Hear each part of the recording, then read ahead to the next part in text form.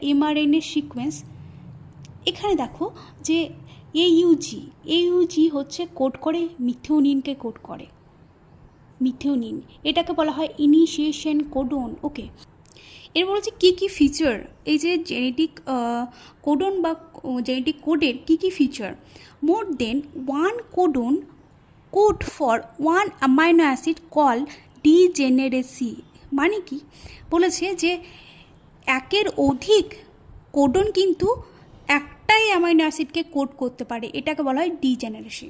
ধরো GCU এ code করে অ্যালানিনকে, আবার GCA এও কোড করে অ্যালানিনকে, আবার GCG এও কোড করে অ্যালানিনকে, আবার GCC এও কোড করে অ্যালানিনকে। তাহলে এখানে আমরা দেখতে পাচ্ছি যে এই চারটে কোডনই কাকে কোড করছে? অ্যালানিনকে, অর্থাৎ একটাই অ্যামাইনো অ্যাসিডকে কোড করছে, একে বলা হয় ডিজেনারেসি।